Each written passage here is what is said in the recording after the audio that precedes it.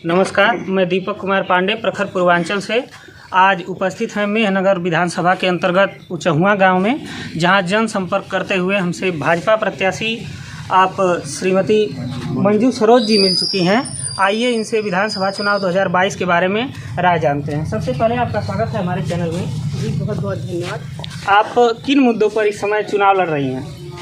जी चौमुखी विकास, क्योंकि सभी मीडिया प्रभारियों को पता है कि मेहनगर विधानसभा बहुत ही पिछड़ा विधानसभा है और यहाँ पे विकास के नाम पे शून्य है, क्योंकि यहाँ पे सपा और बसपा के ही विधायक हैं और सिर्फ उन्होंने अपना घर ही भरने का काम किया है। तो विपक्ष तो कहता रहा है कि भाजपा के शासनकाल में कोई विकास कार्य नहीं हुआ है। ये तो आप मीडिया हैं तो आपको पूछना चाहिए था कि विधायक वो हैं, निधि सब उनके पास आ रही है तो विकास तो उन्हें करना चाहिए था। और हमारी डबल इंजन की सरकार तो सारी सुविधा उन्हीं को दे रही थी ना। लेकिन लोग कह रहे हैं कि रोजगार में सरकार जो है विफल रही है, रोजगार देने में युवाओं को।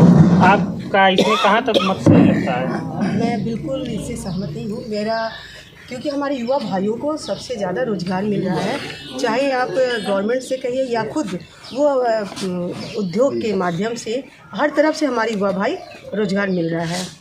आपको क्या लगता है जो मैनिफेस्टो योगी सरकार ने जारी किया है वो उस पर खरे उतरेंगे? बिल्कुल खरे उतरेंगे। अच्छा। बिल्कुल खरे उतरेंगे। यहाँ का विकास आपके प्रत्याशी चुने जाने के बाद और विजयी हो जाने के बाद मैं आशा करता हूँ कि आप यहाँ विजयी हो जाएंगी तो चहुमुखी विकास करेंगी। बिल्कुल मैं चौमुखी विकास करूँगी, क्योंकि मैं इस विधानसभा की ही हूँ और मैं सब कुछ जानती हूँ और मैं निरंतर इस क्षेत्र में बनी रही। मुझे पता है कि कहाँ गड्ढा है और कहाँ विकास नहीं हुआ है, तो मुझे पता है। मेरा जनता जनार्दन का, अगर मुझे जनता जनार्दन का आशीर्वाद मिलता है और तो मैं उनकी वादों पे पूरी खरी उतरूँगी।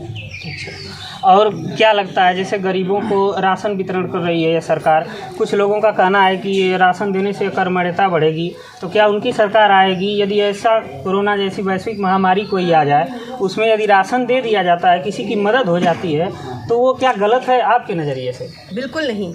अगर किसी के घर में चूल्हा नहीं जल रहा है और मेरा अगर बगल में आला लाके भोजन करा दे रहा है तो बहुत अच्छी बात है ना। तो हमारे महाराज योगी जी और मोदी जी कोरोना काल में निःशुल्क राशन वितरण कर रहे हैं, तो ये तो पुण्य का काम है और हमारे गरीब भाई बहन उसको प्रयोग कर रहे हैं, ये तो अच्छी बात है ना। विपक्ष तो बस उसको मुद्दा चाहिए और इस समय उसके पास कोई मुद्दा नहीं है, तो बस उसको बवाल करना है और कुछ नहीं। ओम प्रकाश राजभर जी की पार्टी सुभाषपा की जखनिया विधानसभा में एक रैली संपन्न हुई विगत कुछ दिनों में, जिसमें उनके मंच से एक नेता का ये बयान आया कि हमें मीडिया की ज़रूरत नहीं है। कहाँ तक सही लगता है? ये तो बिल्कुल गलत है, क्योंकि जनता जनार्दन ही उस शीर्ष पे पहुंचाती है।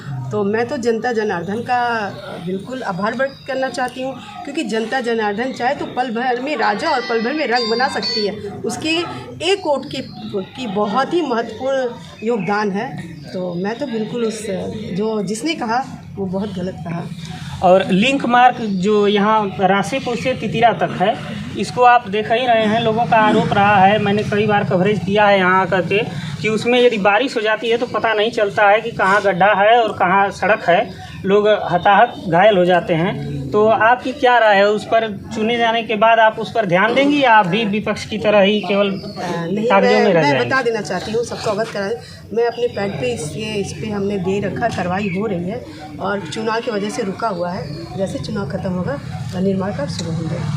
और आपने जैसे कहा कि मैं अगर विजयश्री होती तो मैं विजयश्री होंगी, तो मैंने कहा ना कि मैं चौमुखी विकास करूँगी और मुझे पता है कि चप्पा पे क्या क्या कमी है और क्या नहीं कमी है, तो मुझे पूर्ण करने की पूरी कोशिश करूँगी। ज़मीनी विकास को उतारने की कोशिश करेंगी? बिल्कुल, क्योंकि हम लोग ज़मीनी नेता हैं, हवा से नहीं आए हैं।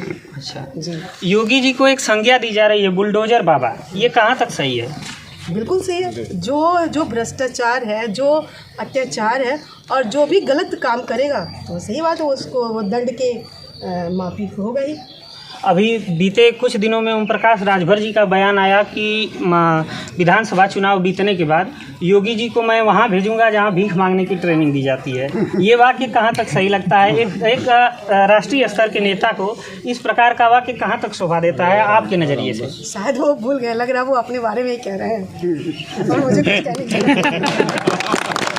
तो ये थी श्रीमती मंजू सरोज जी, जो यहाँ की प्रत्याशी हैं भारतीय जनता पार्टी की, आपने हमारे साथ समय दिया, आपका बहुत बहुत धन्यवाद।